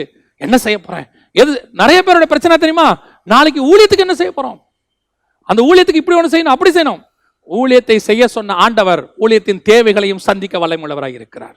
ஒரு நாளும் ஊழியத்தை கடன் வாங்கி செய்யன்னு கர்த்தர் சொல்லவே மாட்டார். அப்படி கடன் வாங்கி செய்யன்னு கர்த்தர் சொன்னா அது கர்த்தர் சொன்னது கிடையாது. ஏன் தெரியுமா? கர்த்தர் ஒரு திட்டத்தை கொடுத்தா அதுக்கான தேவைகளை சந்திப்பதற்கு ஆண்டவர் வல்லமையுள்ளவராய் இருக்கிறார். அந்த திட்டத்தை கொடுக்கறதுக்கு முன்னாடியே தேவைகள் எல்லாம் ரெடியா இருக்கும். அதனது காலத்துல நேர்த்தியா வந்து சேரும். நீங்களோ சும்மா இருப்பீர்கள். கர்த்தர் உங்களுக்காக யுத்தம் பண்ணுவார். நான் என் வாழ்க்கையினுடைய அனுபவத்திலிருந்து தான் சொல்றேன். நான் ஊழியத்துக்கு வெளியே பிஸியா ஒவ்வொரு வாரமும் போய்கிட்டு இருந்த காலத்திலையும் சரி, இந்த 4-5 மாசமா வீட்டுக்குள்ள உட்கார்ந்து இருக்கிற காலத்திலையும் சொல்லுவேன், அன்னைக்கு ஜீவனோடு கூட இருந்த ஆண்டவர் இன்னைக்கும் ஜீவனோடு கூடவே இருக்கிறார். அன்னைக்கு எனக்கு ஆண்டவர் நடத்தின விதத்தை விட இன்னைக்கு இன்னும் பத்திரமா நடத்துறாரு. ஏன் தெரியுமா? அன்னைக்கு கொஞ்சம் ஆக்டிவா ஓடி ஓடி இருந்தோமா, இப்போ நாம சும்மா உட்காந்துருக்கும் போது நமக்கு டிப்ரெஷன் வந்துடக்கூடாது பாருங்க. சில நேரத்தில் பார்த்தீங்கன்னா கொஞ்சம் சோகமா இருக்கும் போது அம்மா என்ன பண்ணுவாங்கன்னா அப்படி தலையை தடவை கொடுத்து எக்ஸ்ட்ரா கேர் எடுப்பாங்க. எக்ஸ்ட்ரா கேர் எடுத்து நீ எல்லாம் கவலைப்படாத, ஒன்றும் பிரச்சனை இல்லடா, இதெல்லாம் சரியாயிரும் அப்படின்னு சொல்லுவாங்க கூட உட்காந்து. தகப்பன் அப்படி செய்வார். நம்ம தகப்பன் அப்படித்தான். நல்லா ஓடின காலத்தை நம்ம ஓடும் போது நமக்கு வந்து ஒரு நம்மள அறியாமலே நமக்கு ஒரு விசுவாசம் இருக்கும். இந்த மீட்டிங் இருக்கு, இப்படி இருக்கு, போறோம். இப்போ மொத்த மீட்டிங்கும் கேன்சல். 4 மாசம் 5 மாசம் மீட்டிங் மொத்தம் கேன்சல். சடனா டோர் க்ளோஸ், லாக்டவுன். என்ன பண்ண போறோம்? அப்படி பக்கத்தில் உட்காந்து தடவை கொடுப்பேன். கவலைப்படாதா, அன்னைக்கு இருந்ததை விட இன்னைக்கு நான் உன் கூடவே இருப்பேன். அன்னைக்கு அது கரம் பிடிச்சு தூக்கிட்டு போனா இன்னைக்கு தோல் மேல தூக்கிட்டு வரவா. அன்னைக்கு இருந்ததை விட இன்னைக்கு இன்னும் நல்லா இருப்பேன். பார்க்கிறேன் 5 மாசமா அன்று இருந்ததை விட கர்த்தர் இன்று என்னை பலமாக நடத்தி கொண்டிருக்கிறார், சந்தோஷமா நடத்தி வச்சிருக்கிறார். அப்பத்தை விட நான் இன்னும் சந்தோஷமாக இருக்கிறேன். காரணம், என் தகப்பன் யார் என்று நான் அறிந்திருக்கிறேன். நான் விசுவாசிக்கிறவர் இன்னார் என்று அறிந்திருக்கிறேன். பாரப்படவே படாதீங்க, எதை பத்தியும் பாரப்படாதீங்க. அந்தந்த நாளுக்குரிய பாடுகள் போதும்னு வசனம் சொல்லுது. நாளை தினத்தை பத்தி கவலையே வேண்டாம். ஏங்க 12 பசங்களை வச்சிருந்த யாக்கோபே கவலைப்படல, 2 பசங்களை வச்சிருக்கிற நீங்க ஏங்க கவலைப்படணும்? அதுக்கே அவன் கவலைப்படல. இன்னைக்கு 2 பசங்க 3 பசங்களை வச்சுட்டு இவங்க எதிர்காலம் என்னவாகுமோ? ஒன்றும் ஆகாது. உங்களையும் என்னையும் கொண்டு வந்த ஆண்டவர் அவர்களையும் கொண்டு போக வல்லமை உள்ளவராக இருக்கிறார். அதான் அழகா சங்கீதக்காரன் சொல்றான், நான் இளம் வயது உள்ளவனாக இருந்தேன், முதிர் வயது உள்ளவனா நானேன், இதுவரைக்கும் நீதிமானின் சந்ததி அப்பத்துக்கு இறைஞ்சினதை நான் பார்த்ததே கிடையாது. ஆகவே நம்முடைய தேவனாகிய கர்த்தர் நம்மை நடத்த வல்லமை உள்ளவராக இருக்கிறார். பாரம் மட்டும் அடையாதீங்க. இப்போ எலியாவின் கிட்ட இருந்து அந்த திறவுகோல் வாங்கப்பட்டு விட்டது. கடைசியா இயேசு கிறிஸ்து கிட்ட வந்திருக்குது. இந்த இயேசு கிறிஸ்து இப்போ அப்படியே அதே மெல்கிசேதேக்கின் முறைமையில தான் வராரு, தாவீதின் வம்சத்துல தான் வராரு. இப்போ இந்த திறவுகோலை இவர் கைக்கு வந்துருச்சுன்னு வசனம் சொல்லுது. வெளிப்படுத்தின விசேஷம் 3ஆம் அதிகாரம் 7வது வசனத்தை வாசிக்கும் போது தாவீதின் திறவுகோலை உடையவர் சொல்லுகிறதாவது. இப்போ இவர்கிட்ட என்ன பிரச்சனை? இந்த 3 பேர் இந்த திறவுகோலை இழந்தாங்க பாருங்க. சாலமோன், செப்னா, எலியாக்கிம். இந்த 3 பேரும் 3 ரீசனுக்காக இழந்தாங்க. ஒன்று, அவன் அந்நியர்களோடு கூட கலந்தான், உலகத்தோடு கூட கலந்தல். 2வது, செப்னாவுக்கு இந்த உலகத்தின் மேல பற்று, பாரம், பெருமை.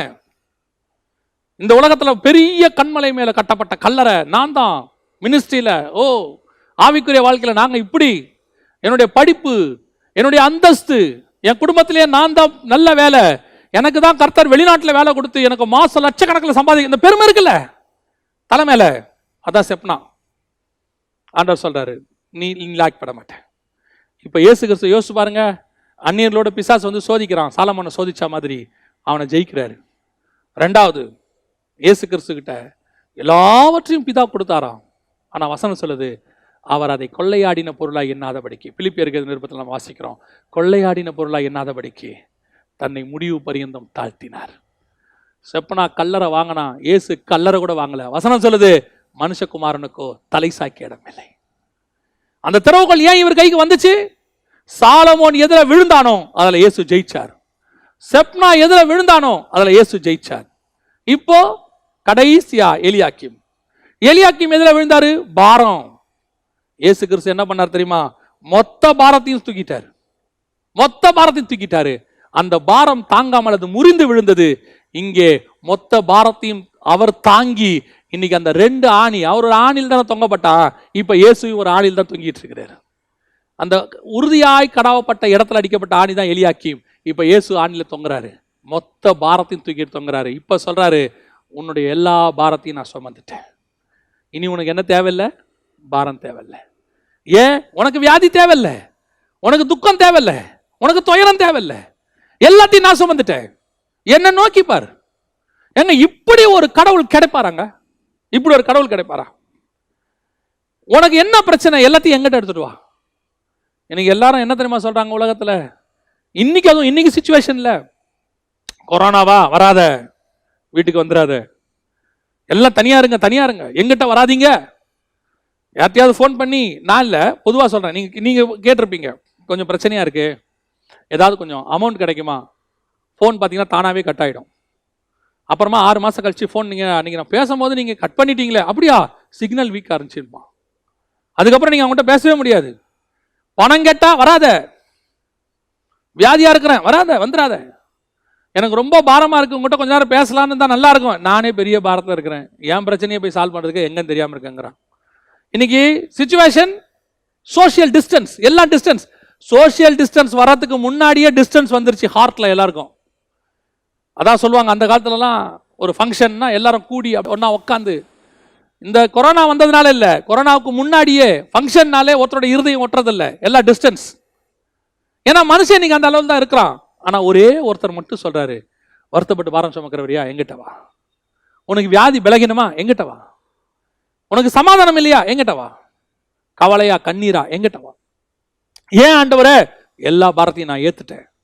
அந்த எலியாக்கீம் பாரம் சுமக்க முடியாமல் முறிந்து விழுந்தான், நானோ எல்லா பாரத்தையும் சுமந்து தீர்த்து விட்டேன் உனக்காக, இது முறிந்து விடாது, நீ தைரியமா என்கிட்ட வரலாம். அந்த மெல்கிசேதேக்கின் முறைமையில தான் இயேசு எல்லாத்தையும் ஜெயிச்சு இப்ப சொல்றாரு, தாவீதின் திறவுகோலை உடையவர் சொல்லுகிறதாவது. இப்ப அந்த திறவுகோல், அந்த மெல்கிசேதேக்கின் முறைமை இப்போ தாவீது கிட்ட இருந்து சாலமோன்ட்ட போகும்போது ஃபெயிலியர் ஆயிடுச்சு.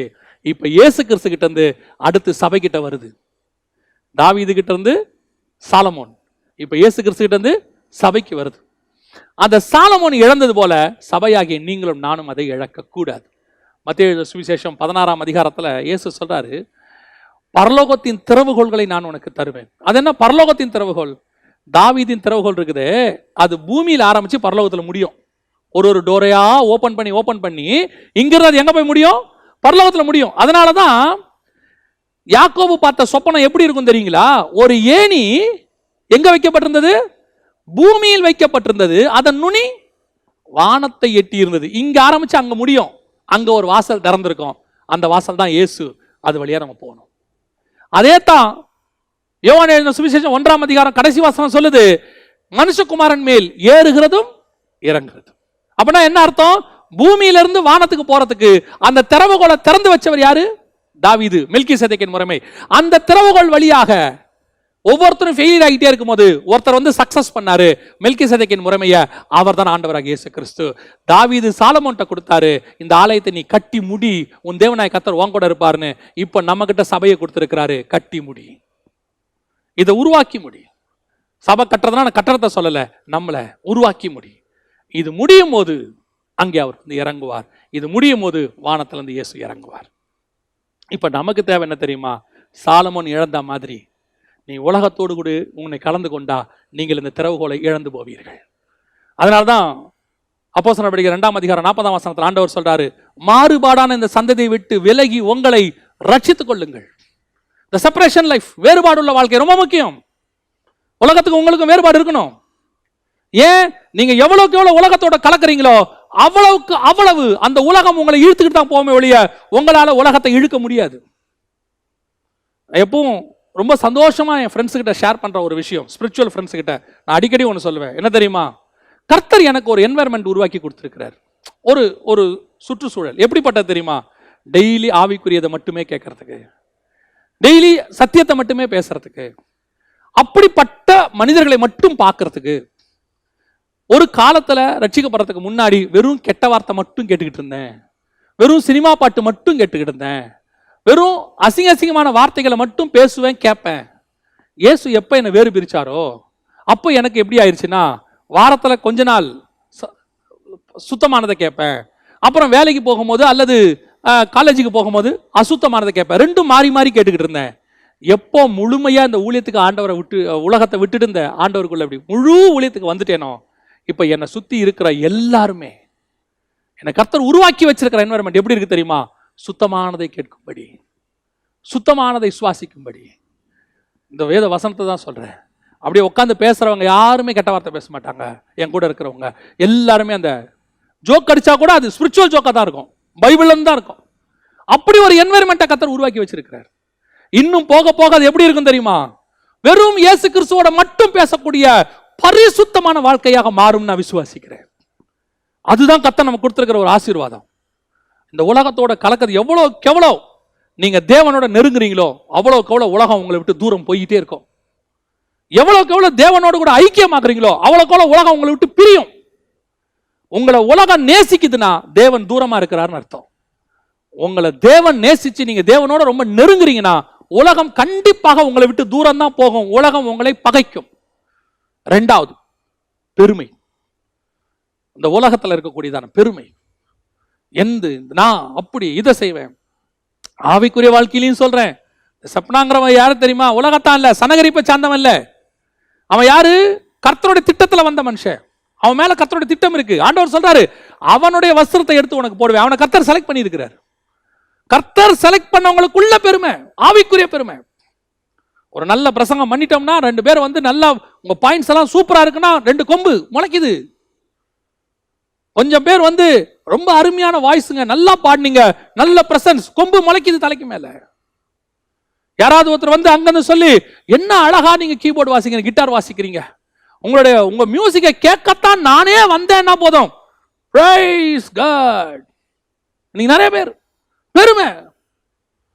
நல்லா தெரிஞ்சுக்கொள்ளுங்க, இந்த உலகத்தில் மனுஷன் கொடுக்கிற புகழ்ச்சியோ, பணத்தால் வருகிற சந்தோஷமோ, உறவுகளால் ஏற்படக்கூடிய சந்தோஷமோ, இந்த உலகத்தின் பட்டத்தால் வரக்கூடிய பெருமையோ எதுவும் நிரந்தரமானது கிடையாது. எல்லாம் ஒரு நாள் போகும். இயேசு சொல்றாரு, இவன் கண்மலை பெரிய மலைக்கு மேல கல்ற வெட்டினானா. இயேசு சொல்றாரு, மனுஷகுமாரனுக்கோ தலை சாய்க்க கூட இடம் கிடையாது. ஆனா எங்க இருந்தார் தெரியுமா? ஒருவரும் வைக்கப்படாத கல்றையில இயேசுவை வச்சாங்கன்னு இருக்கு. த பெஸ்ட் ஆண்டவர் கொடுப்பார். கடைசியாக இந்த உலக பாரங்கள், லௌகீக கவலைகள், இது எதுவும் உங்களை பாரப்படுத்தாதபடி, எதுவும் உங்களை அசைக்காதபடி ரொம்ப கேர்ஃபுல்லா இருந்து கொள்ளுங்க. பல நேரங்களில் இந்த பாரமானத்தை கொண்டு வந்து போட்டுருவான் பிசாஸ். வீட்டில் பாரம் வரும். நீங்க நல்லா ஸ்பிரிச்சுவலா போயிட்டு இருக்கும் போது திடீர்னு பிள்ளைகளுக்கு வியாதி, பலகீனம் ஏதாவது கொண்டாடுவான், பிசாஸ் கொண்டாடுவான். திடீர்னு நீங்க நல்லா ஆண்டவருக்குள்ள போய் நல்ல மினிஸ்ட்ரியில நல்லா ஊக்கமா அப்படி போயிட்டு இருக்கும் போது வீட்டில் பிரச்சனையை உண்டாக்குவான். அது இல்லை இது இல்லை, திடீர்னு ஏதோ ஒன்று நடக்கும். நல்லா தெரியணும். நான் ஒரே ஒரு சாட்சியை மட்டும் சொல்லிட்டு நான் ஜெபம் பண்ணி முடிக்க விரும்புகிறேன். ஒரு முறை ஊழியத்தின் பாதையில் உட்கார்ந்து மிக முக்கியமான ஒரு காரியத்தை எழுதுறதுக்கு ஆண்டவர் சொல்றார். பேப்பரெல்லாம் வாங்கிட்டு எழுதுறதுக்கு முதல்ல அந்த பேப்பர் பேனால கை வைக்கிறேன், எனக்கு ஃபோன் வருது வீட்டில் இருந்து. என்ன ஃபோன் தெரியுமா? விளையாடிட்டே இருந்த பிள்ளை திடீர்னு அப்படி ஓடிக்கிட்டே இருக்கும்போது திடீர்னு கீழே விழுந்துச்சு. விழுந்தது தூக்குறான், பயங்கரமா கொதிக்குது உடம்பு, ரொம்ப பயமா இருக்கு, ஓடி வாங்க அப்படின்னு சொன்னாங்க. உடனடியா வண்டி எடுத்துட்டு வந்தேன். வந்து இந்த பிள்ளைய தொட்டா ஜுரம், பயங்கர அதிகமான சூடு. உடனடியாக அந்த பிள்ளையை தூக்கிட்டு ஹாஸ்பிட்டலுக்கு போனோம். ஜெபம் பண்ணிட்டு டாக்டர்கிட்ட போனோம். டாக்டர் சொன்னார், ரொம்ப சீரியஸாக இருக்குது, உடனடியாக ஹாஸ்பிட்டல் அட்மிட் பண்ணுங்க. அட்மிட் பண்ணி அப்போ அந்த பிள்ளைக்கு, எனக்கு வந்து என்னுடைய பிள்ளைக்கு வந்து அப்போ 1.5 வயது 2 வயது. அப்போ ஹாஸ்பிட்டல் அட்மிட் பண்ணிவிட்டு அவங்க ட்ரிப்ஸ் ஏற்றுறாங்க. ஏற்றும் போது வாசலில் நின்று ஆண்டவர்கிட்ட அழுதுகிட்டே கேட்குறேன், ஆண்டவரே நான் உங்கள் ஊழியத்தை தானே செய்கிறேன், ஏன் என் பிள்ளைக்கு இப்படி வந்துச்சு அப்படின்னு கேட்ட உடனே ஆவியானவர் கேட்டார், நீ என்ன எழுத ஆரம்பிச்ச? உன் எழுத்தை நிறுத்துறதுக்கு தான் இது நடந்துச்சு, உன் ஊழியத்தை நிறுத்துறதுக்கு தான் இது நடந்துச்சுன்னு. உடனடியாக அங்கேருந்து நர்ஸ் கிட்ட சொன்னேன், கொஞ்சம் பிள்ளையை பார்த்துக்கோங்க, 10 நிமிஷத்தில் வந்துடுறேன் அப்படின்னு சொல்லி என்னோடய வண்டி எடுத்துகிட்டு வேகமாக போனேன். போய் நான் எழுதுன அந்த புக்ஸ் எல்லாத்தையும் எடுத்துக்கிட்டு ஹாஸ்பிட்டலுக்கு வந்தேன். ஹாஸ்பிட்டல் வெராண்டாவில் உட்காந்து எழுத ஆரம்பித்தேன். அந்த 3 நாள் அந்த பிள்ளை ஹாஸ்பிட்டலில் இருந்துச்சு. 3 நாளைக்குள்ள அதை எழுதி முடிச்சிட்டேன். 3 நாள் கழிச்சு டாக்டர் சொன்னாங்க, ஒன்றுமே இல்லை, என்னன்னே எங்களுக்கு தெரியல, பிள்ளை நார்மலாக இருக்குது, எதனால இவ்வளோ ஹை ஃபீவர் வந்துச்சுனே தெரியல, அதுவும் சடனாக ஏன் வந்துச்சுன்னு தெரியல, அந்த காரணம் எனக்கு தான் தெரியும். பல நேரங்களில் ஊழியம் செய்யும் போது பாரமான காரியங்களை கொண்டு வந்து பிசாசு போடுவான். நீ கர்த்தருக்கென்று வைராக்கியமாக எழும்போது உன்னை இழுக்கிறதுக்கு பிசாசு ஏதாவது ஒன்று செய்வான். ஆவிக்குரிய வாழ்க்கையில் ரொம்ப கேர்ஃபுல்லாக இருந்து கொள்ளுங்க. அது உன் இருதயத்தை அசைக்க கூடாது, அந்த துக்கம் உன் இருதயத்தை உடைக்க கூடாது. ஒன்று மட்டும் சொல்லணும், இந்த பிள்ளையை கொடுத்த ஆண்டவர் இதை உயிரோடு வைக்கவும் வல்லமை உள்ளவராக இருக்கிறார். குடும்பத்தை கொடுத்த ஆண்டவர் அந்த குடும்பத்தை நடத்தவும் வல்லமை உள்ளவராக இருக்கிறார். ஊழியத்தை கொடுத்த ஆண்டவர் அந்த ஊழியத்தை நடத்துவதற்கும் வல்லமை உள்ளவராக இருக்கிறார். இதையெல்லாம் என் ஆண்டவருக்கு தெரியும், ஒப்பு கொடுத்து பாருங்க. நான் சொல்றேன், அவ்வளோ லைட் ஹார்ட்டடா உங்களை வச்சுக்கோங்களேன், நமக்கு வியாதி வராது. இந்த பாரம், லௌகிக கவலை ஒரு நாள் உங்களை வீழ்த்தி விடும். இதுல ரொம்ப கேர்ஃபுல்லா இருந்து கொள்ளுங்க. இதுல நாம அந்த சாலமோன் இழந்து போன அந்த மெல்கிசேதேக்கின் முறைமையை நம்ம இழக்கக்கூடாது. நம்மளே அப்படிதான் ஆண்டவர் வச்சிருக்கிறார். வெளிப்படுத்தின விசேஷம் 1ஆம் அதிகாரம் 5-6 வசனங்கள் சொல்லுகிறது, ராஜாக்களும் ஆசாரியருமாய் நம்மளை அழைத்திருக்கிறார். அப்ப நாமளும் அந்த முறைமையில தான் வந்திருக்கிறோம். அந்த திறவுகோல் நம்ம கையிலும் இருக்கு. பரலோகத்தின் திறவுகோல் கர்த்தர் நம்மகிட்ட கொடுத்திருக்காரு. பூமியில ஆரம்பிச்ச அந்த திறவுகோல் மெல்கிசேதேக்கின் முறைமையின்படி பரலோகத்தில் போய் முடிய போகிறது. ஒருவேளை நம்மளோடு கூட அது முடிய வாய்ப்பு இருக்கிறது. வருகை வந்துச்சுன்னா நம்மளோட அது முடியும். அப்படின்னா அந்த கடைசி கூட்டமா நாம இருக்கிறதுக்கும் வாய்ப்பு இருக்கு. நாம் அதை இழக்கக்கூடாது. சாலமோனுக்கு அப்புறம் அதை இழந்துட்டாங்க, நாம் இழக்கக்கூடாது. அதனால தான் சாலமோன் விசுவாச வீரர்கள் பட்டியலில் வரல. எபிரேயர் 11 நாம நம்முடைய பேரு ஜீவ புஸ்தகத்தில் வராமல் போயிடக்கூடாது. We must be very careful. நாம ஜெபம் பண்ண போறோம். சர்வ வல்லமையுள்ள எங்கள் தகப்பனே, அருமையான நேரத்திற்காக உமக்கு ஸ்தோத்திரம். மகிமையின் தேவன், உம்முடைய மகிமையான வசனங்களை, ஆழமான காரியங்களை, உம்முடைய மறைபொருளை, பரலோகத்தினுடைய திட்டங்களை திருச்சபைக்கு சொல்லுவதற்கு நீர் வல்லமையுள்ளவராக இருக்கிறீர். எவர்களை அழைத்தீரோ, எவர்களை முன்குறித்தீரோ அவர்களை அழைத்திருக்கிறீர். எவர்களை அழைத்தீரோ அவர்களை நீதிமானாக்கி இருக்கிறீர். எவர்களை நீதிமானாக்கினீரோ அவர்களை மகிமையும் படுத்த போகிறீர். ஆண்டவரே, இந்த சத்தியங்கள் யாருக்கு போக வேண்டும் என்று வைத்திருக்கிறீரோ அவர்களுக்கு போக போறதுக்காய் ஸ்தோத்திரம்.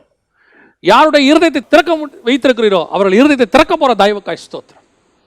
நீர் பேசின தயவுக்காக உமக்கு நன்றி. கேட்ட சத்தியத்தின்படி எங்களுக்கு கொடுக்கப்பட்டிருக்கிற இந்த பரலோகத்தின் திறவுகோலை நாங்கள் ஒரு நாளும் இழந்து போகாதபடி கர்த்தர் எங்களுக்கு கிருபை பாராட்டுவீரா.